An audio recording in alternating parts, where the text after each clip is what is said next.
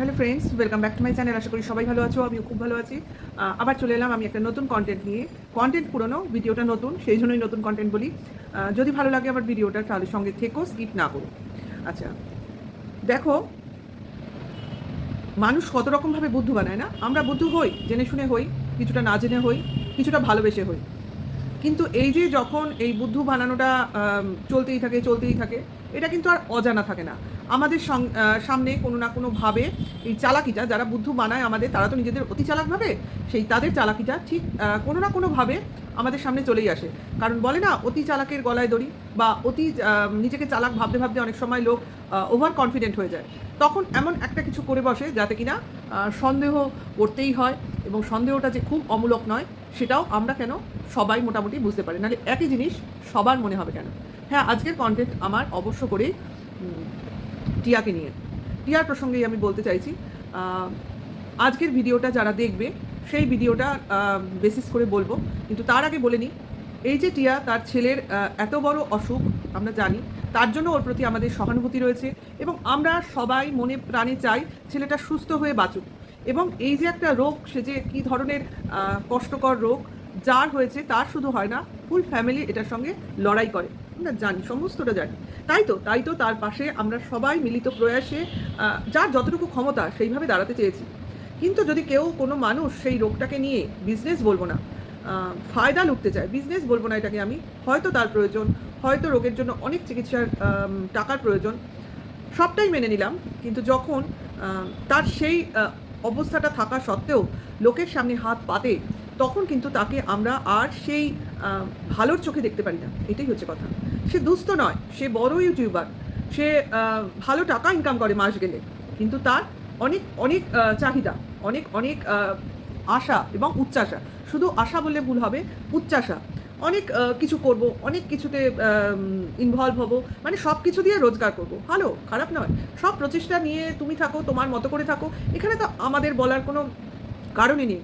তোমার টাকা তুমি রোজগার করবে, তুমি ব্লগিং বানাবে, ভিউজের মাধ্যমে টাকা কামাবে, এবং সেই টাকা তুমি কীভাবে, কোন খাতে, কেমনভাবে খরচ করবে, তাই নিয়ে আমরা কেউ বলার নই, ঠিক আছে? কিন্তু তখন আমরা বলতে আসবো যখন কিনা তুমি হাত পাতবে ছেলের নাম করে, এবং যে কথাটা বলে তুমি টাকাটা নিয়েছো সেই কথাটা আর ধার্য থাকবে না। কারণ এটা একটা, মানে খুব কি বলবো, একটা ওয়াইটিতে খুব প্রচলিত হয়ে যাচ্ছে কিউআর কোড শেয়ার করা। মানে আমি লোকের কাছ থেকে টাকা নিয়ে নিজের নামে চালাচ্ছি, তাই তো। কারণ তোমার যে আর্থিক সচ্ছলতা নেই তা নয়, তুমি ছেলের চিকিৎসা করাতে পারবে না তাও নয়, এরকম অনেক অনেক লোক আছে যারা ইউটিউবার নয় এবং যাদের ফ্যামিলিতে এই রোগ আছে। তারা কি করে?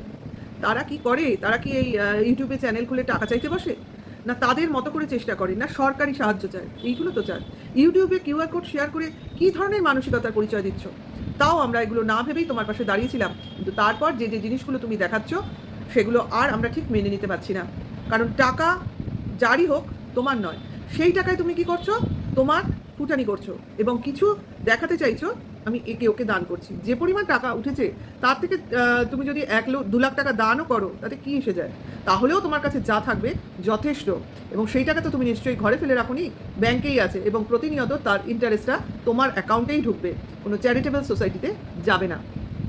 যাই হোক, এই যে চলছে এটাকে ধান্দাবাজিই বলে। ধান্দাবাজি করে কিন্তু কখনো কারো ভালো হয়নি। আমরা চেয়েছিলাম তোমার সন্তানের সুস্থতা, এবং সে নিরোগভাবে বাঁচুক, সুস্থভাবে বাঁচুক। আমাদের প্রচেষ্টাটা কিন্তু সৎ ছিল, কিন্তু তোমার যে প্রচেষ্টা সেটা কিন্তু পুরোপুরি, অর্থাৎ 90%ও সৎ ছিল না। হয়তো কিছুটা নিট তোমার ছিল, কিন্তু তুমি যে পরিমাণ একটা নাটক ফেদে বসে টাকাটা সংগ্রহ করলে, হ্যাঁ এখন এটাকে নাটকই বলবো, কারণ নাটকই আমার মনে হচ্ছে। আর এই নাটক বলার যথেষ্ট কারণ আছে। যেমন আমি একটা কারণ বলি, যখন আমরা সময় মোটামুটি ম্যাক্সিমাম বলেছিলাম যে বাংলাদেশি টাকা, বা বাংলাদেশ বা বিদেশ থেকে যেসব টাকা ইন্ডিয়ায় আসছে বা সাহায্যের নাম করে পাঠানো হচ্ছে, সেগুলো ম্যাক্সিমাম লোকই, মানে অল্প টাকা হলে কিন্তু বড় কথা নয়, একটা হিউজ অ্যামাউন্ট, যখন হিউজ অ্যামাউন্ট আসে তখন কিন্তু সেটা কখনোই কোনো লোক ওইভাবে সাহায্য করতে পারে না। তাহলে কিন্তু তার অনেকটা ট্যাক্স কাটে, অমুক কাটে, এইসব ব্যাপারগুলো চলে আসে। যাই হোক, এই যে কালো সাদা টাকা নিয়ে কথা হচ্ছিল, যাই হোক, সেটা কোনটা কালো, কোনটা সাদা, কোনটা নেওয়া উচিত, কোনটা নেওয়া উচিত না, সেটা নিয়ে আমি এখানে আলোচনা করতে আসিনি। এইসব নিয়ে যখন কথা হচ্ছিল যে তুমি ওই ধরনের টাকা না নিয়ে যারা সৎভাবে তোমার অ্যাকাউন্টে টাকাগুলো পাঠাচ্ছে সেইগুলো তুমি নাও, তুমি তখন কিন্তু রেগে গেলে।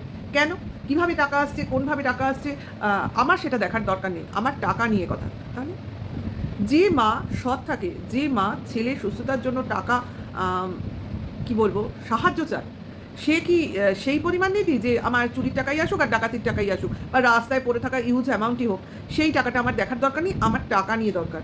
এইরকমই কিন্তু শুনতে লেগেছিল তোমার কথাটা। আমরা কিন্তু এরকম অনেক উদাহরণ দেখি। আমি এই টাকার প্রয়োজনের কথাটা বলছি, অনেক আমরা খবরের কাগজে উঠতে দেখেছি যে ট্যাক্সি ড্রাইভার ব্যাগ ভর্তি টাকা, ব্যাগ ভর্তি সোনার গয়না, এই সমস্ত জিনিস নিজের হাতে পেয়েও কিন্তু সে নিজে নেয়নি। হয়তো তার কিন্তু নিশ্চয়ই নিড আছে, নাহলে সে যখন ট্যাক্সি ড্রাইভার, সে তো শখে ট্যাক্সি চালাচ্ছে না, তার মানে সে অনেকটা পরিশ্রম করছে, তার সেই রকম পরিমাণ একটা বিলাসবহুল থাকার মতো টাকা তার কাছে নেই। তাহলে যে এক ব্যাগ ভর্তি টাকা পায়, সেই টাকাটা কার সে জানে না বা পুলিশের হাতে পড়েনি, সে কিন্তু সেই টাকাটা নিয়ে তার মতো করে কিন্তু ল্যাভিসলি থাকতে পারতো। কিন্তু সে কি করেছে, মনের সততা রাখার জন্য পুলিশ স্টেশনে গিয়ে সেই অজ্ঞাত অপরিচিত ব্যাগটা পুলিশের কাস্টাডিতে জমা করে দিয়েছে, কারণ সে আসলে প্রকৃত তার সততার পরিচয় দিয়েছে। কোথা থেকে আসছে, কিভাবে আসছে টাকাটা কিন্তু তার মাথায় তখন খেলা করছিল। তাহলে এই ঘটনা থেকে কি প্রমাণিত হয় যে ওই ট্যাক্সি ড্রাইভারটার কোনো প্রয়োজন ছিল না? নিশ্চয়ই ছিল, কিন্তু যেটা তার ছিল সেটা চারিত্রিক বৈশিষ্ট্য, অর্থাৎ সে সৎ ছিল। টাকা যেভাবেই আসুক সে নেবে না, তার পরিশ্রমের টাকাটাই তার কাছে মানে প্রয়োজন, পরিশ্রমের টাকাটা নিয়েই সে সৎভাবে বাঁচতে চায়। তাহলে কার সঙ্গে কার তুলনা করছি, তাই না? কিন্তু এই ঘটনাগুলোর সঙ্গে এই রকমই আমার উদাহরণ মনে হয়েছিল। যে কোনোভাবে আসা টাকা আমি অ্যাকসেপ্ট করব, এটা কি ধরনের কথা? তোমার কি নুন আনতে পান্থা ফুরোয়? তা তো না, তোমার সব কিছু রয়েছে, তারপরেও তুমি টাকা চাইছো। তার মানে তোমার প্রয়োজনটা হচ্ছে তোমার যা আছে সেটা যাতে বজায় থাকে, তার জন্য আমি টাকা সরিয়ে রেখেছি, মানে আমার যাতে কোনো রকম অসুবিধা না হয়, মানে আমার জমানো টাকা যেন কোনোভাবে খরচ না হয়, আমি তার জন্য বাইরে থেকে টাকা সংগ্রহ করলাম। এই যে চিকিৎসাগুলো চলবে ছোটোখাটো, সেই চিকিৎসাগুলো আমি ওই টাকা দিয়ে মিটিয়ে নেব, এবং সব টাকা তো একবারে খরচ হচ্ছে না, কিছু টাকা পুরো টাকাটাই আমি ব্যাংকে রেখে দিচ্ছি, এবং তার ইন্টারেস্টটা not a matter of joke, খুব কম হবে না।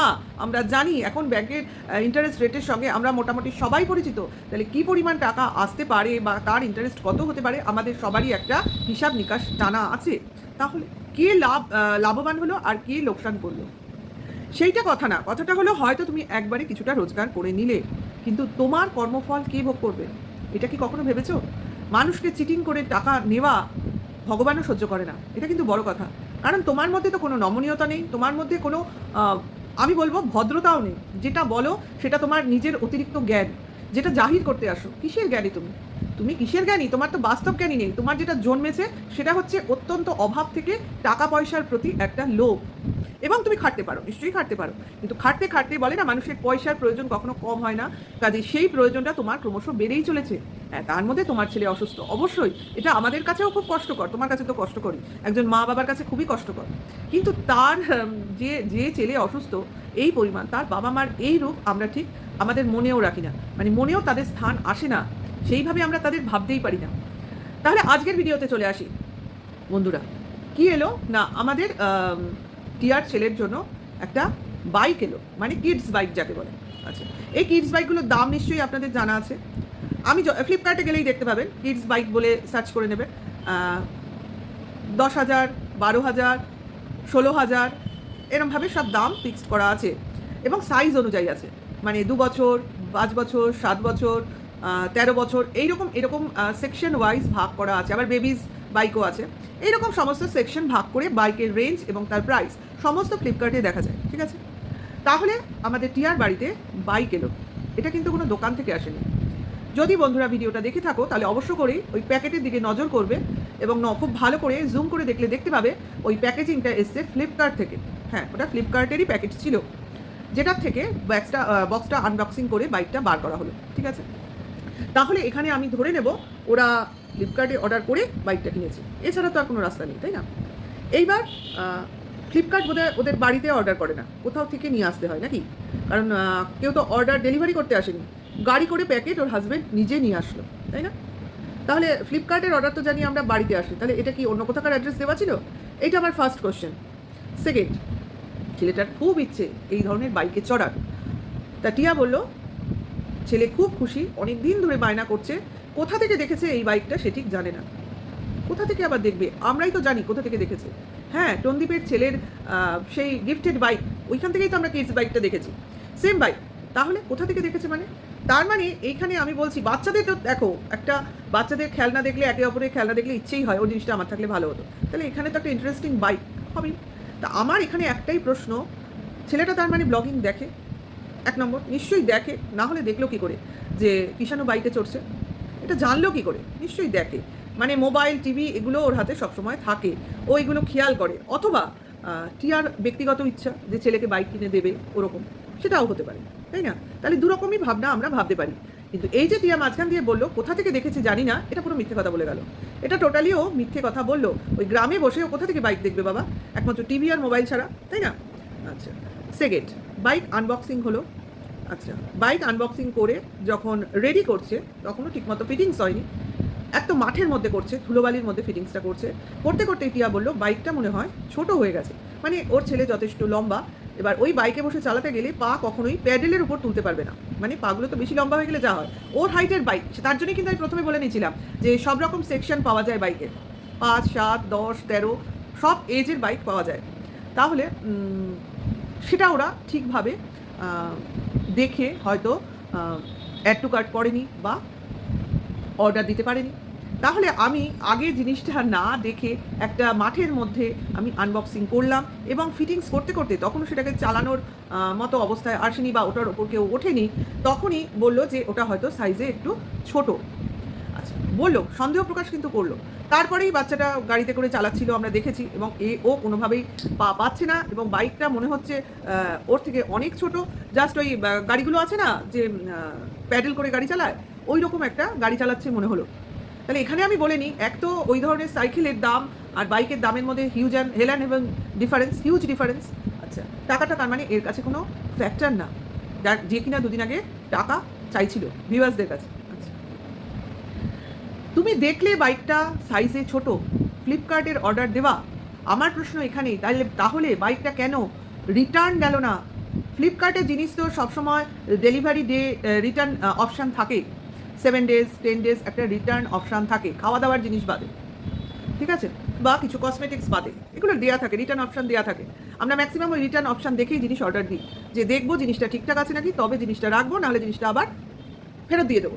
তাহলে সেই করে কেন তুমি আবার না থাকলেও কাস্টমার কেয়ারের সঙ্গে কথা বলে অনেকভাবে গাড়ি ফেরত দিয়ে টাকা ফেরত নিয়ে আবার রিঅর্ডার দেওয়া যায়, তাহলে সেগুলো করলো না, ওটা ওইভাবেই রেখে দিল। মানে আজকের ভিডিওর থ্রুতেই বলছি, এটা কোনো বানানো কথা না।